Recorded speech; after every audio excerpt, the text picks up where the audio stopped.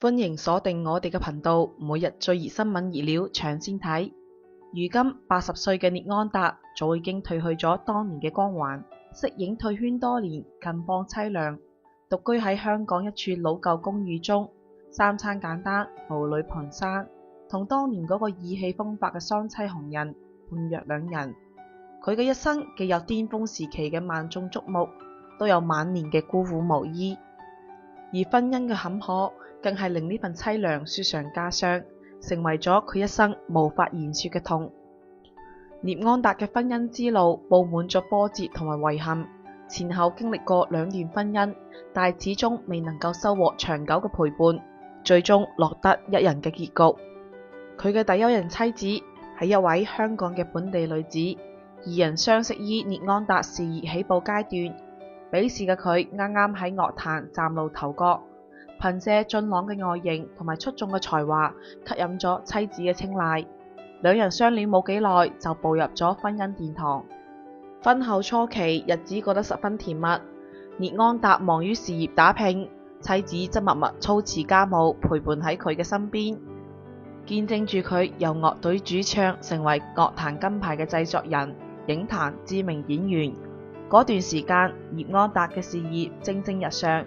一邊深耕音樂領域，為眾多知名歌手打造專輯，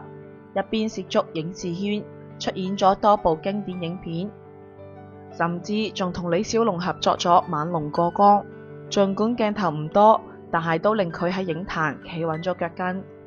事業嘅成功令聶安達變得越發忙碌，經常熬夜趕工，四處奔波，陪伴屋企人嘅時間都越嚟越少。久而久之，夫妻之間嘅隔閡越嚟越深，爭吵都越嚟越多。妻子冇辦法忍受長期嘅孤獨同埋忽視，兩個人嘅感情逐漸走到盡頭，最終以離婚收場。呢段婚姻嘅破裂俾聶安達帶嚟咗唔少嘅打擊。佢曾經喺採訪中隱晦提及，嗰段時間佢陷入咗人生低谷，甚至一度對感情失去咗信心。經歷咗第一段婚姻嘅失敗後，聶安達沉寂咗好耐，直到多年後佢先遇到第二任妻子，一位溫柔善良嘅女性。本嚟以為呢段婚姻可以帶俾佢溫暖同埋陪伴，冇諗到命運再次俾咗佢沉重一擊。第二段婚姻持續咗10幾年，二人初期相處融洽，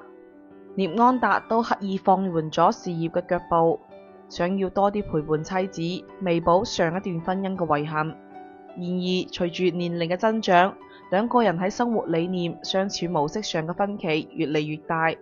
加上聶安達後期事業逐漸下滑，收入大不如前，經濟壓力嘅增大令到兩個人嘅矛盾越發尖銳。更加令到聶安達痛苦嘅係，喺第二段婚姻中，佢同妻子始終都冇生育仔女，呢個都成為兩個人之間冇辦法逾越嘅鴻溝。晚年嘅聶安達越發渴望家庭嘅溫暖，渴望有仔女陪伴喺身邊，而妻子卻始終冇辦法理解佢呢份執念。兩個人嘅感情逐漸消磨殆盡，最終再次走向離婚。兩次婚姻嘅失敗令聶安達徹底心灰意冷，此後佢再都冇涉足感情，獨自一人度過咗漫長嘅歲月。如今佢嘅身邊冇親人陪伴，冇愛人相守，甚至連一個可以講心裏說話嘅人都冇。呢份孤獨成為咗佢晚年最難以承受嘅煎熬。除咗婚姻嘅坎坷，事業嘅急轉直下，更加係令到聶安達嘅晚年生活雪上加霜。聶安達嘅事業巔峰期集中喺70、80年代，彼時嘅佢喺樂壇同埋影壇都擁有極高嘅地位，係香港娛樂圈中炙手可熱嘅人物。佢唔單止係優秀嘅歌手、演員，更係才華橫溢嘅音樂製作人。1986年，佢憑借《僵屍先生》嘅配樂，成功斬獲咗香港電影金像獎最佳音樂獎。呢份名譽係對佢音樂才華嘅最高認可，都令到佢嘅事業達到頂峰。然而，隨住香港娛樂圈嘅更新迭代，新生代藝人層出不窮，音樂風格同埋影視潮流都發生咗巨大嘅變化。聶安達嘅風格逐漸跟唔上時代嘅步伐，事業都開始逐漸下滑。佢嘗試過轉型，嘗試過推出新嘅音樂作品，都嘗試過出演唔同類型嘅角色，但都未能夠重現當年嘅輝煌。2018年，佢出演咗最後一套電視劇《係咁嘅法官閣下》之後，就正式息影退圈，徹底告別咗佢奮鬥咗幾十年嘅娛樂圈。退圈後嘅聶安達失去咗主要嘅收入來源，生活逐漸陷入困境。據悉，佢後生時雖然事業輝煌，收入豐厚，但係佢為人豪爽，使錢大手大腳，冇養成儲蓄嘅習慣，加上2次離婚嘅財產分割，消耗咗佢大量嘅積蓄，導致晚年嘅佢經濟十分拮據。如今佢居住喺香港一處老舊嘅公寓中，公寓面積狹小，設施簡陋，冇豪華嘅裝修，都冇齊全嘅家電，同巔峰時期佢居住嘅豪宅形成咗鮮明嘅對比。晚年嘅聶安達身體狀況都大不如前，80歲嘅佢頭髮同埋鬍鬚都早已花白，步履蹣跚，行動十分不便，仲患有多種老年疾病，需要長期服藥治療。由於冇親人陪伴，佢只能夠自己照顧自己，每日嘅生活十分簡單，3餐大都係簡單嘅粥、麵條，有時候甚至連一餐熱飯都食唔上。有媒體曾經影到佢獨自拄住拐杖喺小區樓下買餸，身形消瘦，神情落寞，眼神中充滿住疲憊同埋孤獨，再都冇咗當年嘅意氣風發。更加令人唏噓嘅係，聶安達如今嘅社交圈十分狹窄，幾乎冇咩朋友來往。當年佢喺娛樂圈中結識咗眾多好友，鄧麗君、林子祥、羅文等都曾經係佢嘅摯友。但係隨住時間嘅推移，有嘅好友已經離世，有嘅好友早已經淡出娛樂圈，各自過住自己嘅生活，慢慢咁同佢失去咗聯繫。如今嘅佢每一日獨自一人喺公寓中睇下電視，聽下老歌，回憶住當年嘅輝煌歲月，日子過得枯燥而孤獨。偶爾都會有一啲當年嘅粉絲認出佢，主動上前同佢打招呼合影。呢個時候，聶安達嘅面上先會露出一啲笑容，眼神中都會泛起一絲光亮。但係咁樣嘅溫暖往往只係短暫嘅，粉絲離開之後，佢又會返到孤獨嘅狀態中。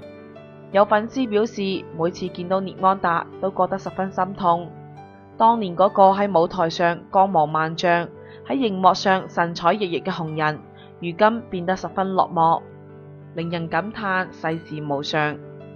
聶安達嘅晚年淒涼，唔單止係物質上嘅拮據，更係精神上嘅孤獨同埋空虛。佢一生追求事業嘅成功，渴望家庭嘅溫暖，卻終究未能如願。2次婚姻嘅失敗令佢失去咗陪伴，事業嘅落寞令佢失去咗成就感，親人嘅疏離、朋友嘅離散令佢陷入咗孤立無援嘅境地。如今嘅佢就好似一粒被遺忘嘅明星，喺香港嘅某個角落默默度過咗自己嘅晚年，無人問津，無人陪伴。回望聶安達嘅一生，可謂係起起落落，充滿住傳奇同埋遺憾。佢曾經喺香港娛樂圈嘅黃金年代留低咗濃墨重彩嘅一筆，用才華同埋努力贏得咗觀眾嘅喜愛同埋認可，成為咗一代人嘅回憶。佢嘅音樂曾經陪伴無數人度過難忘嘅時光，佢嘅角色曾經帶俾無數人歡樂同埋感動。然而繁華過後，終究係一場空。晚年嘅佢孤苦無依，淒涼度日，令人不禁唏噓不已。如今80歲嘅聶安達早已經睇透世事浮沉，對於當年嘅輝煌同埋遺憾，佢都慢慢釋懷。只係嗰份深入骨髓嘅孤獨，卻始終冇辦法驅散。或者對佢而言，晚年最大嘅心願就係能夠有一個人陪伴喺身邊，一齊食飯，一齊講嘢，一齊回憶過往嘅歲月。但係呢個簡單嘅心願，如今對佢嚟講，卻成為咗一種奢望。由樂壇影壇雙棲紅人，到晚年獨居嘅孤獨老人，聶安達嘅一生見證咗香港娛樂圈嘅興衰，都經歷咗人生嘅悲歡離合。佢嘅故事唔單止係一個藝人嘅浮沉史，更係無數老一輩藝人晚年生活嘅縮影。佢哋曾經用青春同埋才華點亮咗一個時代嘅娛樂圈，如今卻慢慢地被遺忘，喺孤獨同埋淒涼中默默老去。願聶安達嘅晚年能夠多一份溫暖，少一份孤獨，喺平靜中度過餘生。都願每一位為娛樂圈付出過嘅老一輩藝人都能夠被溫柔以待。如果你鍾意本期視頻，點個關注，下期我哋不見不散。